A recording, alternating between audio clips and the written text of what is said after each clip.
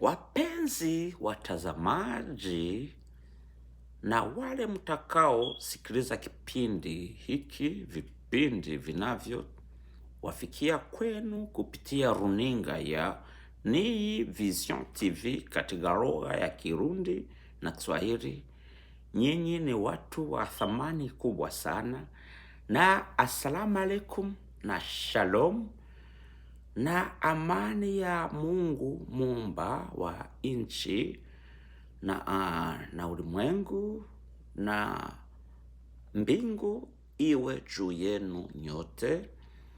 Kama kawaida yangu, naanza na ushauri.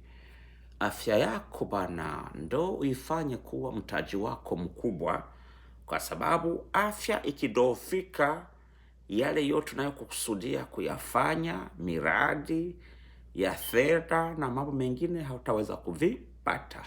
Asubuhi bana, unapoamka jifunze kuwa na mwenendo au mienendo miwili mizuri. Anza na kunywa mililita 600 za maji ya vuguvugu, changanya na ndimu bwana. Unapomaliza kafanye mazoezi takriban dakika 10 kwenda juu. Uanze kuwa unajizoeza polepole. Basi bana, acha tuende kwenye habari ya leo. Habari ya leo ina vichwa vikuu viwili tu. Kichwa cha habari ya kwanza ni kujua mrorongo au historia ya watu mashuhuri wa Republic ya Kiislamu ya Iran tunaowaita mahayatola. Wameanza lini, wanafikia wapi, na mpaka tunafikia kwa hayatola watatu. Basi twende habari moja baada ya nyingine. Karibuni sana kwenye runinga yako ya Nii Vision TV, ambapo unatakiwa kusubscribe, unatakiwa kugonga kengele, share na ubonyeze vidole vyako kwenye kunako andikwa comment.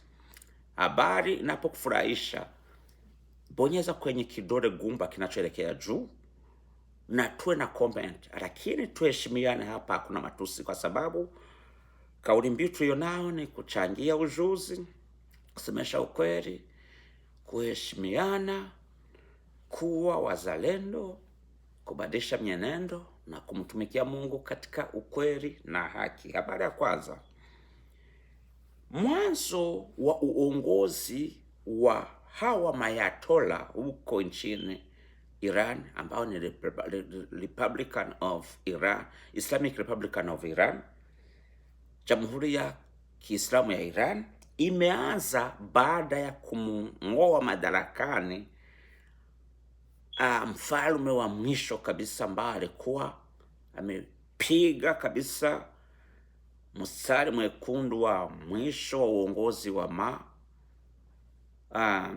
muongoza ufalme wa Kisha au usha wa mwisho, anaitwa Shah Reza Pahlavi. Alikuwa ni mpenzi sana wa Marekani, Ulaya na Israeli. Ni miongoni mwa wale waliotumika vizuri na hawa majamaa, ambapo walikuwa ndani ya maisha mazuri. Marekani alikuwa na chuma, mali, gesi na kila kitu.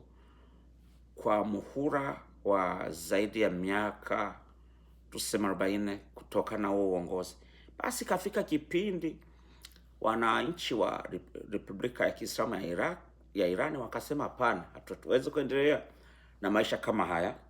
Ndo wakamng'oa madarakani mfalme huyu Shah Pahlavi, na akakimbia, akanyimwa hata nafasi hifadhi ya kukimbilia hapa Marekani, kwa sababu kipindi hicho alikuwa anaumwa na saratani.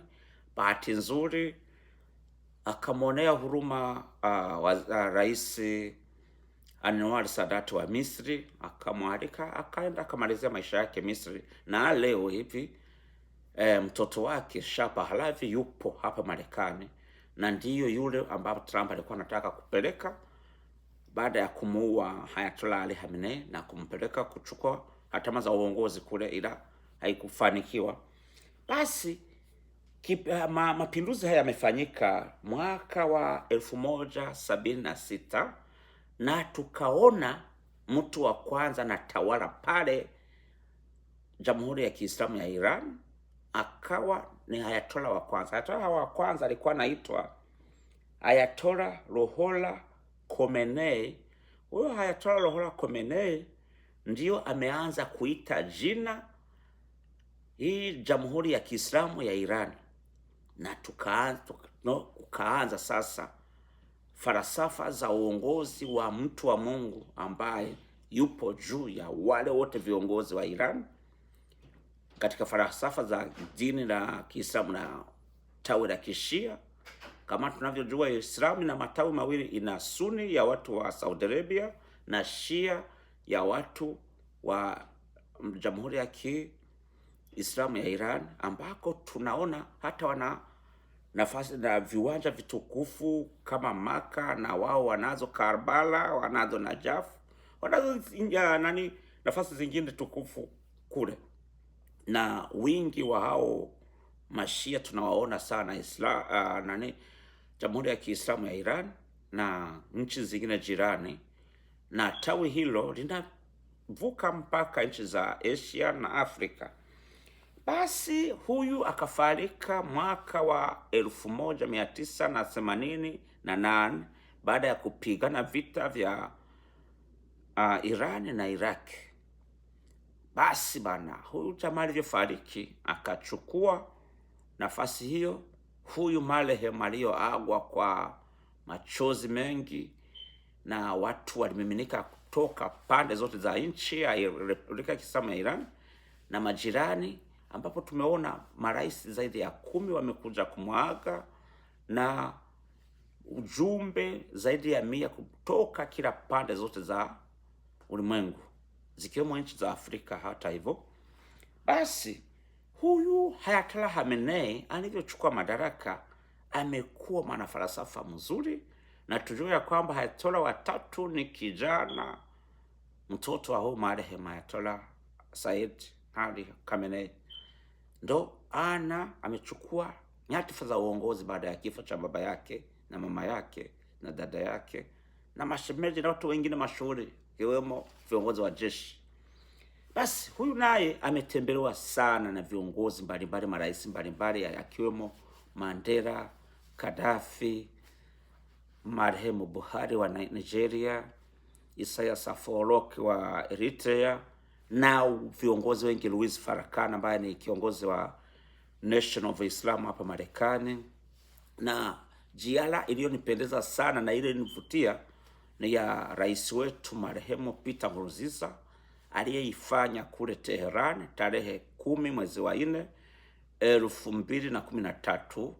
Ndio nataka nichangie nanyi kwenye runinga, alafu tuendelee na habari ya mwisho. Ndugu zangu, mnaalikwa kubonyeza kwenye subscribe, mnaalikwa kubonyeza kwenye share, kengele, comment. Musiwe mnaleta vurugu, matushe, hizo hazina nafasi hapa. Acha twende runinga tumuone alivyokuwa nafurahisha sana marehemu Peter Nkurunziza mbele ya Ayatollah Khamenei. Alikuwa anaambatana na rais wa wakati huo Ahmadinejad. Acha twende runinga bana, msiwachoshe sana. Tunamuona hayati Ayatollah Ali Khamenei, na alikuwa hotubia Rais Nkurunziza na wale waliofuata naye katika jiala ile, na tutaona delegation yetu Ahmadinejad kwa nakaa upande wa kulia, wa kushoto naona, na hao sasa walikuwa ni viongozi wa Burundi walioambatana na rais wetu, na tutakuta upande mwingine kuna viongozi wa Republican of Islam wa Iran, Ahmadinejad na Rais Nkurunziza. Marehemu Nkurunziza alikuwa anatoa hotuba na pale tunamuona alikuwa ni waziri wa mambo ya nje kipindi hicho. Basi bana, hii nchi ya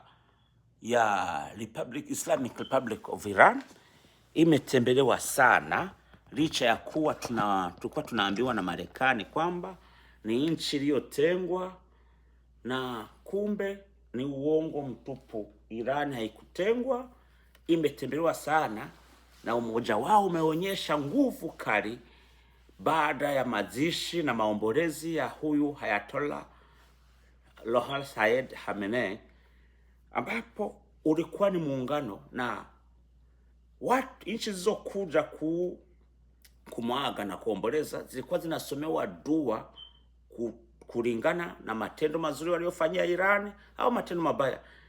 Kila delegation yote imesomewa dua yake. Basi tukwende mwisho wa habari hii.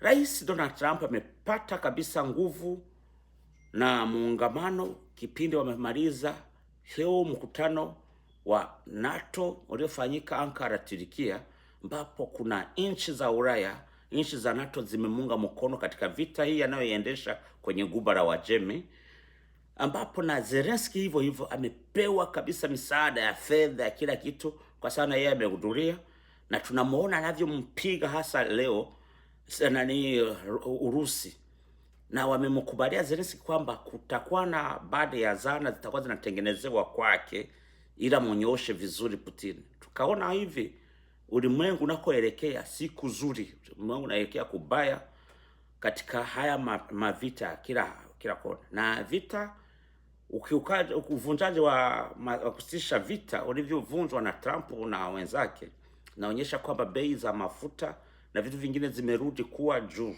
zimepanda kabisa, na tutakubaliana kabisa bila kuongopeana tunakoelekea ni kubaya, kwa sababu ulimwengu unatawaliwa na wale mababe wenye roho za fisi, roho za simba, roho za chura za kumwaga damu bila hatia. Na joto kali linawaua sana watu nchi za Ulaya. Kwa mfano Belgiji wamesema wameshapoteza watu 1200 kutokana na joto kali. Badala ya kutoa michango ya fedha na kwenda kununua vifaa vinavyoleta baridi na kulinda maisha ya watu kule Ulaya na kwingineko, badala hayo wao wanafanya nini? Kusanya fedha za kuwa watu. Karibuni sana kwenye runinga yenu ya Ni Vision TV katika lugha ya Kirundi na Kiswahili. Nyinyi ni watu wa thamani sana. Shukran. Mungu awabariki nyote watazamaji na wafuasi wa vipindi vya Ni Vision TV. Muzidi kuendelea kubonyeza kwenye subscribe, share, comment, like, tuwe na ujuzi. Asanteni sana.